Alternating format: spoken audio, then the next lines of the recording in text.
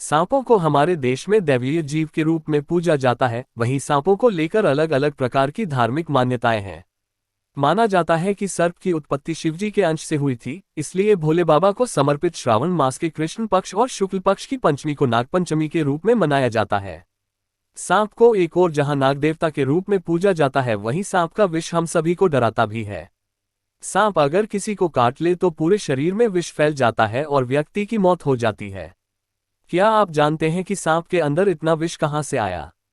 इसके पीछे भी एक पौराणिक कथा है।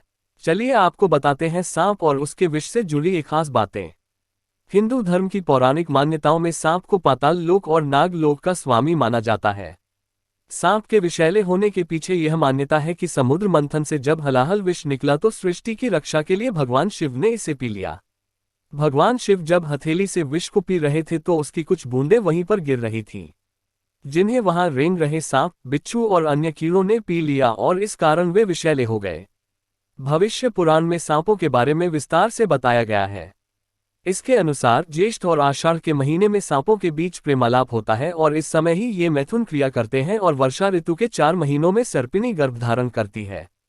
सर्पिनी कार्तिक मास में अंडे देती है और इनकी संख्या 250 तक होती है। माना जाता है कि कुछ अंडों को सर्पिनी खुद ही खा जाती है, वरना पृथ्वी पर सांप ही सांप नजर आने लगेंगे। महर्षि कश्यप को सांपों का जनक कहा जाता है। उनकी 13 पत्नियों में से एक का नाम कद्रू था और धरती के सभी सांपों को कद्रू की ही संतान माना जाता है। कश्यप की ही दूसरी पत्नी का नाम विंता था और एक बार दोनों किसी बात को लेकर शर्त हार गईं, तो विंता को कद्रू की दासी बनना पड़ गया। विंता के पुत्र गरुड़ को ये बात अच्छी नहीं लगी। अपनी मां को मुक्ति दिलाने के लिए कद्रू से विनती की। गरुड़ ने कहा कि वह अपनी मां को मुक्त कराने के बदले कोई भी कीमत देने को तैयार है। कद्रू के पुत्रों ने गरुड़ से स्वर्ग से अमृत लाने को कहा। गरुड़ ने शर्त को स्वीकार करते हुए स्वर्ग से अमृत लाकर कद्रू के पुत्रों के समक्ष कुशा नामक घास पर रख दिया। कुशा के तिनकों को बहुत ही धारदार घास माना जाता है।